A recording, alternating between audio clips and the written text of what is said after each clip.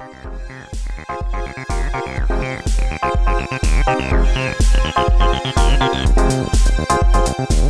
so I want you to picture a virus, but a good one, a really funky, infectious virus. Correct. We all know the origin story, patient zero, acid house. It starts in Chicago, mid-'80s, this totally alien squelch coming out of a little silver box. The Roland Ep.3, nobody even knew what to do with it at first. Exactly. And it jumps the ocean, it infects the UK, and boom, the second summer of love.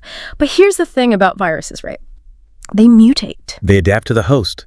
And that's the perfect metaphor for this. You take this one little piece of musical DNA, the acid sound, and you drop it into all these different cultural petri dishes. And the results are just wild. I mean, you drop it in Frankfurt, it becomes one thing. You drop it in Rotterdam, it becomes something else entirely. It's like a Rorschach test for a whole country's youth culture. And that is exactly our mission for this deep dive. We're looking at a huge stack of research on global rave culture, and we're tracking that mutation. We want to know how that one synthesizer ended up sounding so different depending on where you were in the world. Yeah, and we're talking Belgium, the Netherlands, Germany, even Goa, Japan. And then the big homecoming, right back to the USA. And just to be clear, this isn't just about, different drum patterns.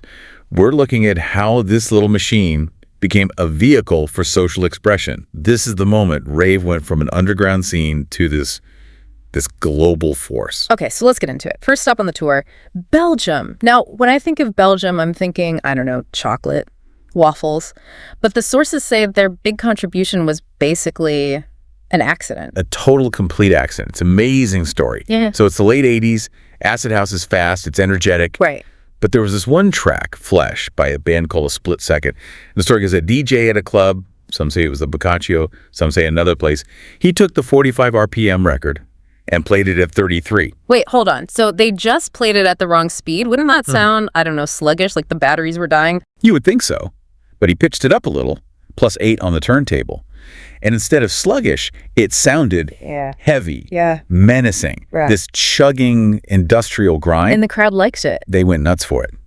And just like that, this accidental technique, it created a whole genre. They called it new beat. That's wild because, you always think of rave evolving by getting faster and faster, but you're saying the first major mutation was to slam on the brakes. Exactly. It totally reflected the mood in Belgium at the time, a bit darker, post-industrial. They took the happy, smiley face acid sound and just dragged it through the mud. It was all about this heavy, stomping mood. But that slow phase didn't last forever, did it? The research says the scene just pivoted, like violently. It's like they wound the spring too tight with new beat and then it just snapped back.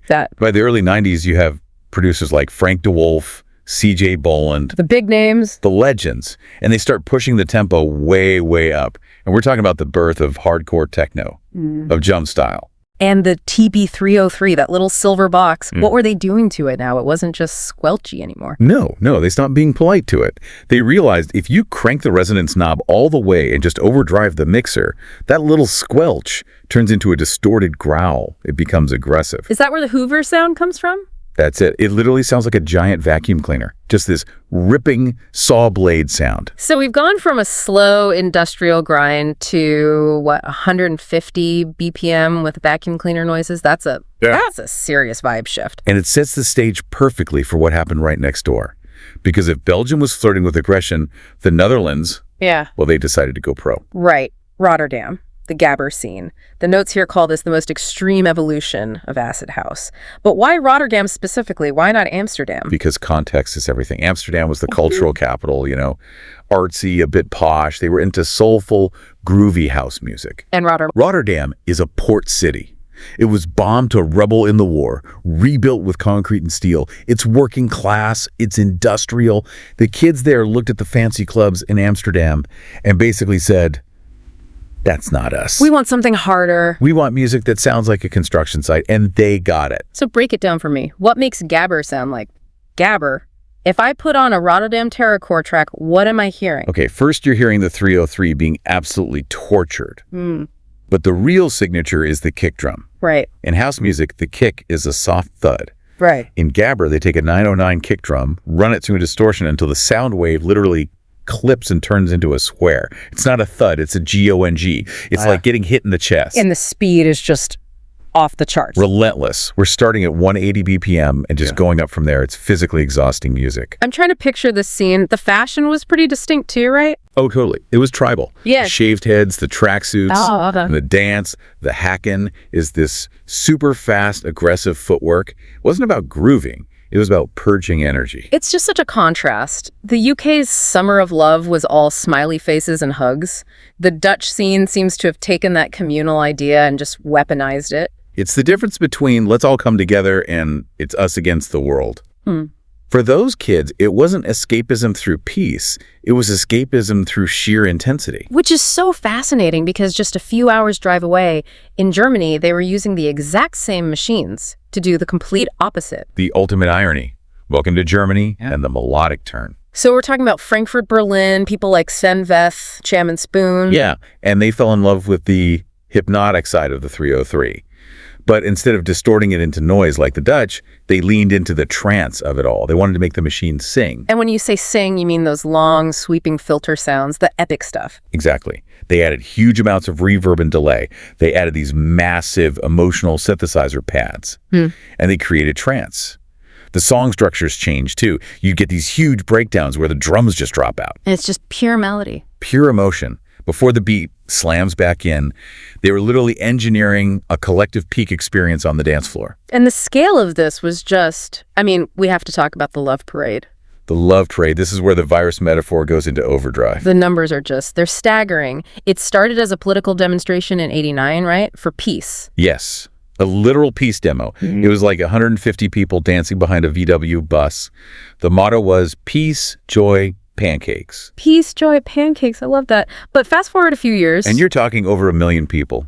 At its peak, 1.5 million people in the streets of Berlin. It was the largest techno party in human history. An entire city dancing. And the soundtrack to it all, it was that acid sound. Sure, it was polished and melodic, but the DNA of the 303 was the absolute heartbeat of their entire movement. It's just incredible. On one side of the border, you have Rotterdam Terrorcore, and on the other, 1 million people dancing for world peace, both powered by the same circuits. And that desire for a collective, almost higher state of consciousness, it didn't just happen in cities. Some people wanted to get even further away. Which takes us out of Europe. We're heading to Goa, India, the pilgrimage.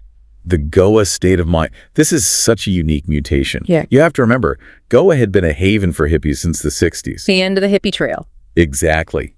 But by the late 80s, the acoustic guitars were being swapped for synthesizers and to tapes. So you've got these full moon parties on the beach. Why did the acid sound catch on there? It seems like an odd fit.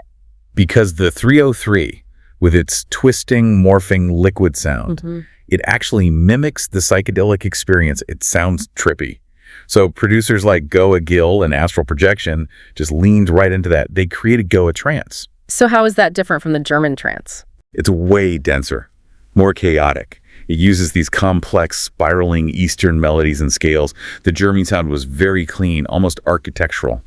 The Goa sound was organic, tangled. It was music designed for dancing in the dust for 10 hours straight. It was a ritual. From concrete bunkers to tropical beaches. Incredible. But there's one more stop in the east, the notes mention, Tokyo.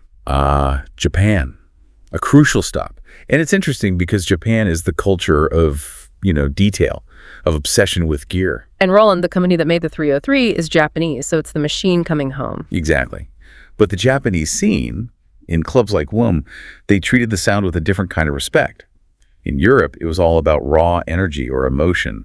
In Japan, there was this deep appreciation for the texture of the sound itself, the precision. So like the craftsmanship of the noise. That's a perfect way to put it. They embraced the chaos of the acid sound, but they presented it in these unbelievably high-fidelity settings. The sound systems in Tokyo are just legendary. So it's a clash. A total clash of the 303's wild nature with his Japanese discipline and perfectionism. It's clean, precise chaos. An overload, but a very calculated one. Okay, so we've tracked the virus all over the globe. Belgium slowed it down, the Dutch distorted it, Germany made it melodic, India made it psychedelic. But now we have to close the loop, bring it back to the USA. The Great Homecoming. It's so ironic, isn't it? Acid House starts in Chicago, gets basically ignored, goes to Europe to get famous, and then comes back in the 90s as this giant rave monster. It's the classic prophet in his own land story. But When rave culture broke back into the US in the early to mid-90s in places like LA, New York, it mutated again. It had one feature that was very different from Europe. And what was that? The melting pot. See, by that point in Europe, the scenes were very segregated. If you were a Gabber, you hated trance. If you were a junglist, you didn't listen to house. Very tribal. Super tribal. But in America, at those early massive raves from promoters like Moonshine or Insomniac, you'd have everything under one roof. The main room is trance, a side room is drum and bass, the hallway is house music. It's like a musical buffet. Exactly. The American kids didn't care about the genre politics. They just wanted the party, the spectacle. And that eclectic mix is basically the grandfather of the modern American festival scene. That idea of everything all at once started right there. And musically, did the American producers add anything new? They brought the funk back.